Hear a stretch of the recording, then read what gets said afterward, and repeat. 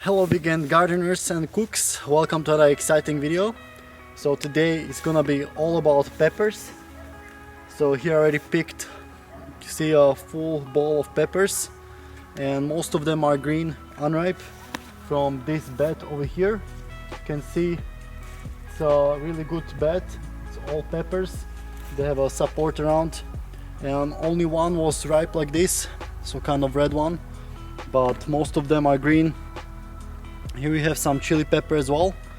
So today's episode is gonna be all about peppers, and I'm gonna start by giving you some tips on growing them in a raised beds.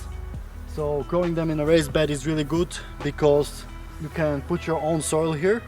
So same like with the other vegetables around here.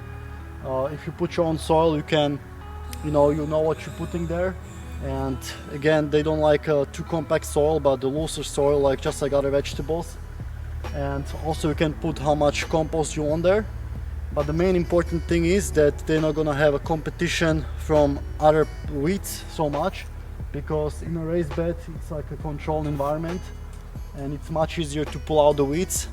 And if you are kind of having a more dense approach, the leaves kind of shade out the other weeds, so it's only important to pick out the weeds at the beginning, but after, when the peppers get big, the weeds don't grow so much. And I don't remember last time I was weeding here.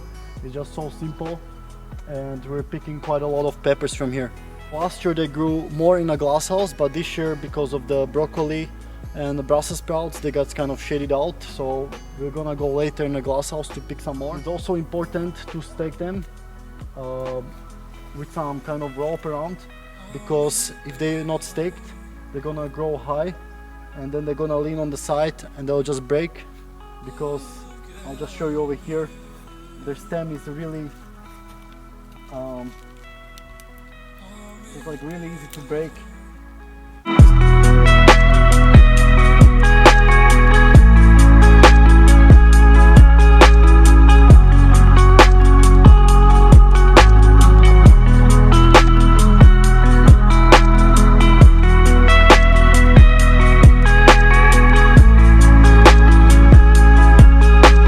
Alright, so here you can see the bed, how it looks like.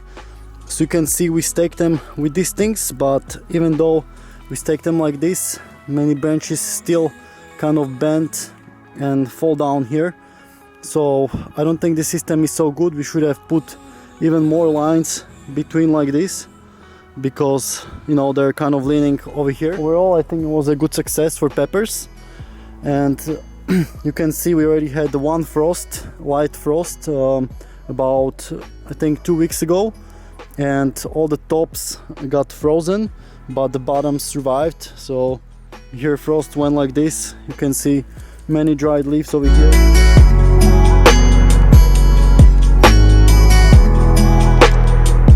So we are expecting another frost in a few days, so I already picked most of them here, but in a greenhouse we're gonna have more, so let's go over there.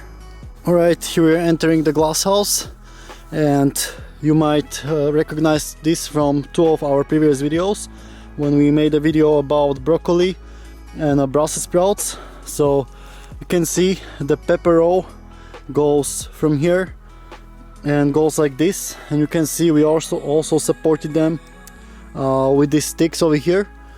And over here the peppers didn't produce so much. Let's go all the way to the end to have some better look, and then we're gonna go back and pick all the peppers that we see. Alright guys, so this is the end of the glass house. For right now it's closed, and here we have some peppers growing here. So this seem to be doing better because they don't have as much shade. The tomatoes over here are done. As you can see, there is only a little kohlrabi growing over here. It's a little bit shaded by this parsley over here, but I think it will do good. It might survive a winter here, so we'll see how it's gonna do. And before, there are carrots here, and they didn't grow more than about here, so that's why these peppers over here did much better than at the end over there. But still, I was expecting a bigger harvest here. I don't know why they only grow so little. You can see I'm picking them now and they're just like that. These are the bell peppers, so you know, bell peppers that you buy in the store, they should be much bigger. And just trying to see if there is more. There's also some cherry tomatoes over here that I need to pick later. Here's a bigger one. So I'm just gonna pick them all because in a glass house the temperatures at night are similar than outside. The only difference is that you don't have the wind chills, which is making it even colder. So if you have, for example, 5 degrees with the wind, it makes it pretty much 0. And so here is like pretty much no wind, so if it's 0 they might still survive, but if it's 0 outside and a little freeze comes and a little wind comes, they're gonna die for sure. But we're expecting even -4 at night in a few days, so that's why I'm picking them. I might leave few of them on there, but I don't think they're gonna grow more in size. You know, they're just gonna get ripe, and you know, we're expecting even like 4 degrees during the day, which is really low. Today is about 10 and it feels like really cold. I'm wearing a jacket, you know. So let me show you this other side where we have more peppers. Right, so here we have more peppers, and as I told you, I'm really disappointed. Last year we had such a big peppers here, and this year I don't know what happened, but they're not very big. As you can see, the size is ridiculous. Everything right. We put even new compost here, and at the beginning I'm using the, you know, urine that you can pee at night in a bottle like this. And then what I do, I just put it, you know, at the bottom here. And that's not important now, but that's mostly important when the plant is growing the leaves. So a lot of urine contains lots of nitrogen, which makes it grow like crazy. So you don't have to buy any expensive fertilizers, things like that, which are like bad for, you know, bad for your soil and stuff, you know. So urine is free. You pee pretty much at night. You don't have to go to toilet, just pee in a bottle. Many people are like kind of thinking like it's some obscene thing or it's disgusting, but come on, there are even people who are drinking this shit, like Tim Schiff, who is ex-vegan, but I don't recommend drinking it, but it's definitely a good idea to put it on plants.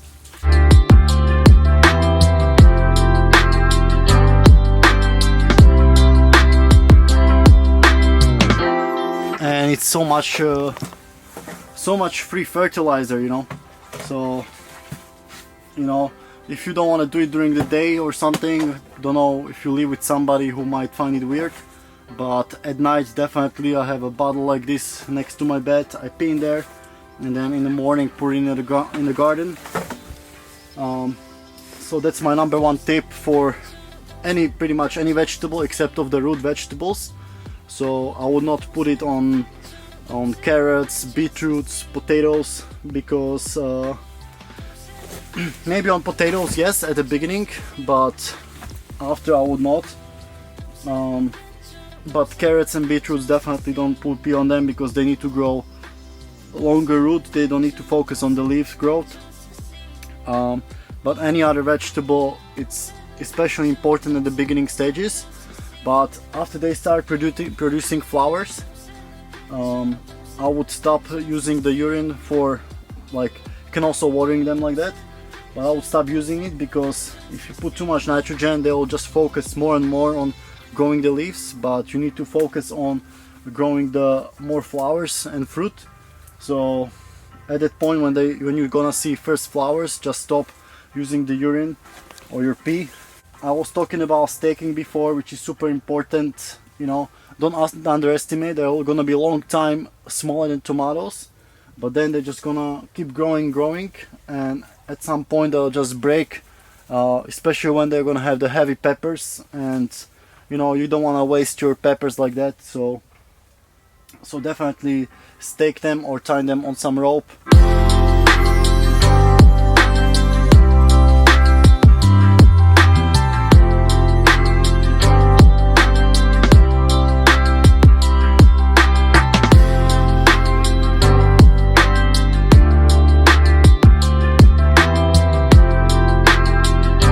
these are already getting yellow, so these are definitely not gonna grow bigger. And you can always bring them home, and especially at the end of the season, they're just gonna grow much better. They're just gonna ripen better at the temperatures inside, which is around 23 degrees. And here, you know, temperature is not gonna get much above 15 degrees in the winter, so there's no point leaving them here. And I made a mistake.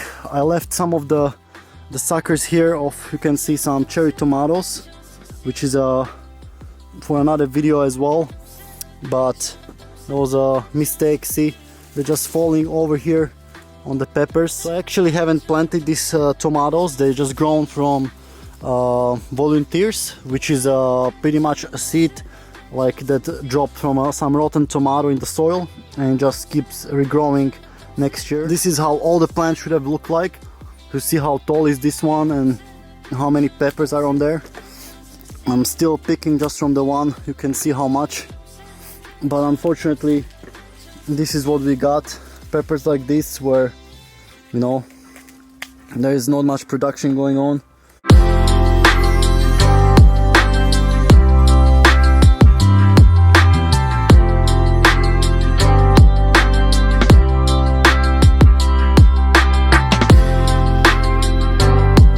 Also in spring we planted some beetroots all along here, so I wonder if that was the cause of some nutritional deficiencies. Maybe the beetroots pull out some important nutrients here.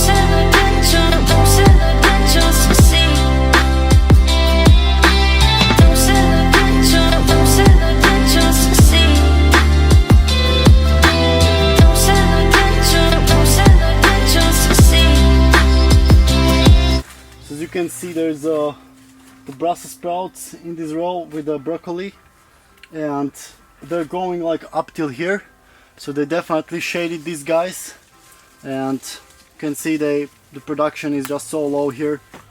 And I don't remember ever picking from these guys, maybe 1 or 2 peppers. So definitely the most important thing is the sunlight, you know, and they got the space, you know, but it's just that they're shaded from this guy. So I think some people say that they can grow good in the shade, but it's not true. Like, they really need, you know, because not only they're shaded by these guys, but they're also tomatoes growing over here. So you can see there's also the whole row of tomatoes. They're providing more shade, so it was like a double shade, which definitely doesn't work. Alright guys, so that's about it for peppers. They're much easier to grow than tomatoes because you don't have to prune them so much. Some people say that pruning makes them produce even more, but in my experience the most important thing is, as with any other vegetable or fruit, just to make them enough place, you know, so they can grow around. Some people say also that you can put more of them at once, but in my experience the production just decreases so much. So what you want to do is provide them enough place and also enough sunlight. So again, people say they can grow in a shade. Not in my experience. Definitely the production was like maybe 10 times less than last year. Last year we had these big peppers growing everywhere. We didn't know what to do with them, and this year the only production we got was from outside, which was kind of funny because in a glass house they're supposed to grow much better. Alright, so it's getting dark, so let's go in the kitchen. Hello guys, so welcome back to the kitchen, and today we're gonna make a curry from peppers that we picked in the garden. We're also gonna use chickpeas, so it's gonna be a chickpea and mainly pepper curry. So we're gonna start by cutting some leeks that we also picked from the raised beds. So we have 2 leeks here, and I'll definitely use at least 1, maybe even 2. Let's see how it's gonna end up. So let's start cutting.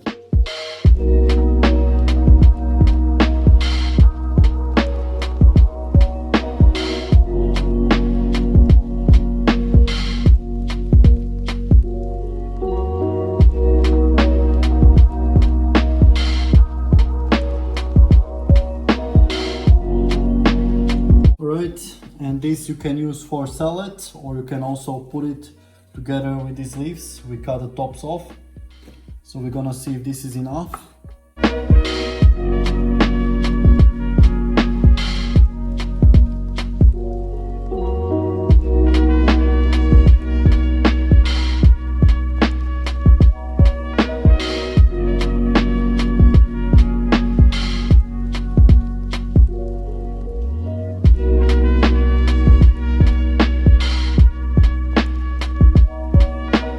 Cut the leeks. We're gonna cut about 3 chili peppers, and if you want it very spicy, you can leave these seeds, but we don't like it that much spicy, so we're just gonna leave the seeds out. And again, we're just gonna cut this up.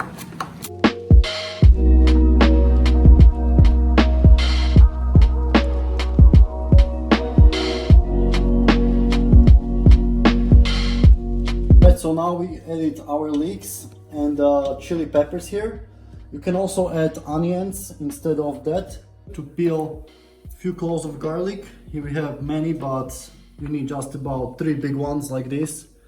So this is the most kind of most annoying work when it comes to cooking, to peel the garlic that doesn't want to be peeled.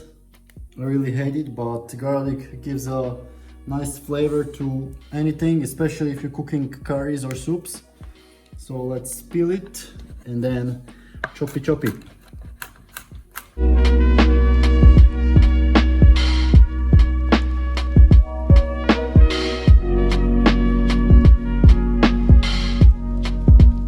Alright, so we finally have here leeks, the chili peppers, and also the garlic. So now we're gonna turn the heat on medium high, so it's number 7 on ours. And now we're just gonna stir fry it. You don't need to add any oil here if you have a non-stick bottom, which most of the pans these days have. So just stir fry it like this. So we always add the black pepper first. Even though we had the chili pepper, it has nice flavor. You can also add grounded chili peppers. Depends how spicy you like it. You can completely avoid adding that one. And then the main ingredient is the grounded curry spice. If you don't have like this to ground, you can also use a normal prepared, which includes, I think, curcuma, cumin, and a few other spices that you can look online what else it has.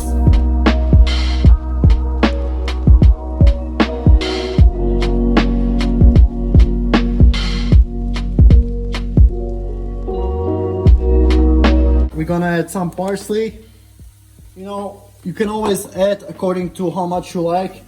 We have some dried basil, coriander. You can also add more cumin if you like. So cumin and coriander are like a basis of curry. A little bit of oregano and just a pinch of dill.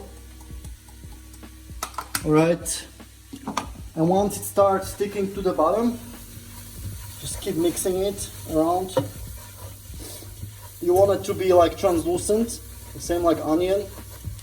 So as I said, you can just replace the leeks with onion if you don't have leeks. At this time we don't have onions, but we still have some leeks in the garden.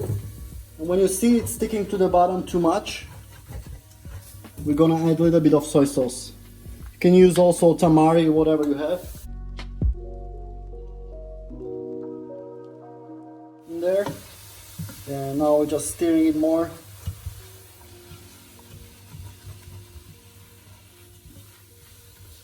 So you want to keep stirring it for about 10 minutes, because this really adds a lot of flavor to your dish. And at the same time, we're gonna add a little bit of smoked paprika.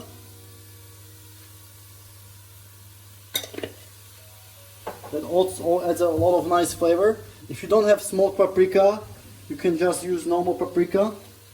And we have another curry powder here, but we're gonna add that after. So you don't wanna add all your curry powder at the beginning, because things like curcuma and coriander, cumin, they're really strong spices, so you don't wanna overdo them at the beginning. So better just add a little bit at the beginning, and then at the end you can taste your curry or throughout the process. And if you need to add more, you can always add more. Also gonna add a pinch of flavor with the salt, because if you don't add salt throughout the process, it's just gonna be infused only in the water, but you wanna get it infused in your vegetables as well. Alright, so we're getting close to the translucency of these guys. As you can see, it creates a nice, thick, flavorful combination here. Alright, so that's about it. Now we're just gonna turn it off, and we're gonna start cutting our other ingredients. Alright, so now we're gonna prepare our chickpeas. We're not gonna put them in the same curry, because chickpeas take a really long time to cook, much more than our other vegetables. So what we're gonna do is we're gonna put them separately. So first we're gonna strain them in a strainer. Also, you wanna soak them for at least 5 hours. The best would be to soak them overnight, and then you wanna rinse them with that, all that phytic acid is gonna make you fart. You just wanna rinse them really well.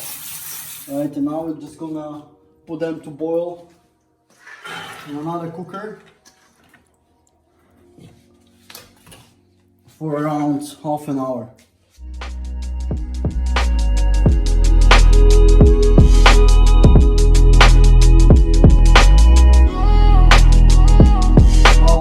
Chickpeas are cooking over there. We're gonna cut up the main ingredients. So we're gonna start by cutting up some carrots.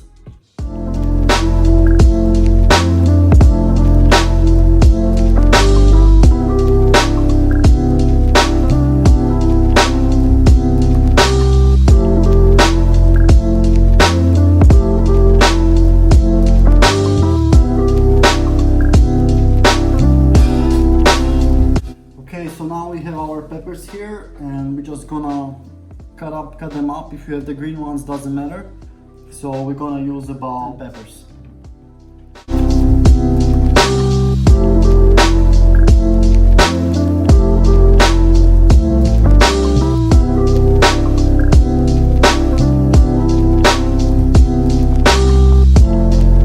Alright, we have the chopped peppers here. We're just gonna add them inside. Quite a lot, but they're gonna get much smaller as we fry them. So again, turn on the heat, and we're just gonna stir fry them together with the carrots here. And if they stick too much, we're gonna add a little bit of water. So while we're stir frying our peppers with the carrots, you can have somebody else to do it, or you can just leave it on lower heat. And we're gonna peel some potatoes.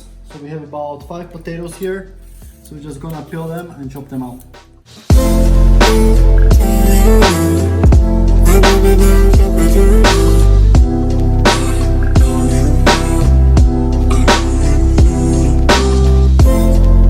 Right, so now we're gonna add all of our potatoes here, and we're still just stirring it on a little bit of water at the bottom, so we don't dilute the flavors too much. No, we don't need a lot of water here, so the peppers get nicely sauteed here, and they also release quite a lot of water. So we're gonna keep stirring it like this for about 10 minutes, and then we're gonna add chickpeas with the soy milk. Alright, so after we saute this a little bit, our chickpeas are almost ready. So we're just gonna pour them down with all the water.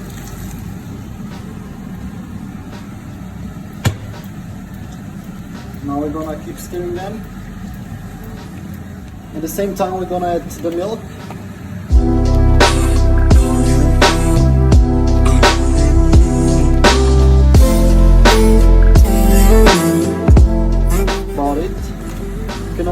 add coconut milk, but we're doing the healthy whole fat version.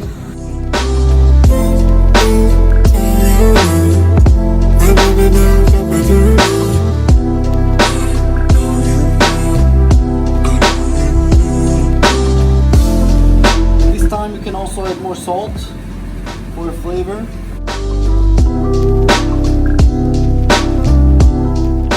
And also a little bit more of the curry powder.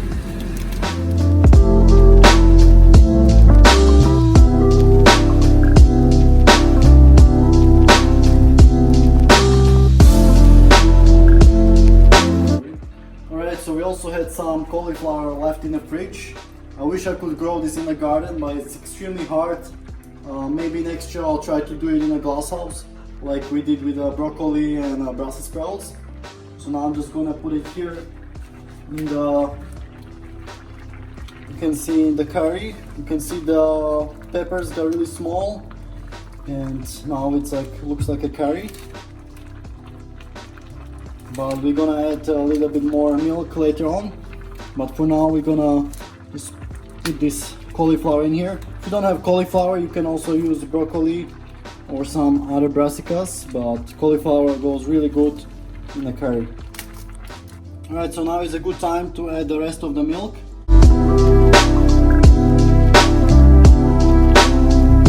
Alright, so you can see it's a good consistency, and now we're gonna try it with a spoon. It's spicy, but definitely needs more salt.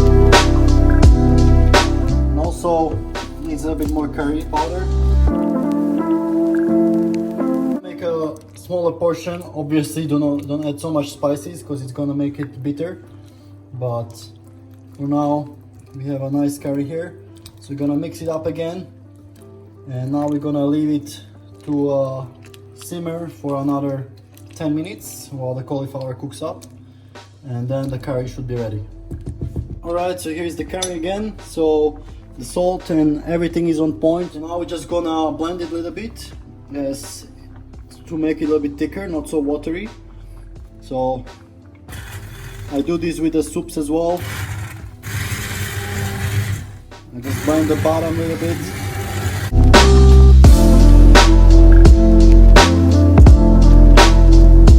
Too much, because then it will become too thick. So you can see how the consistency changed. Now it looks more like a curry.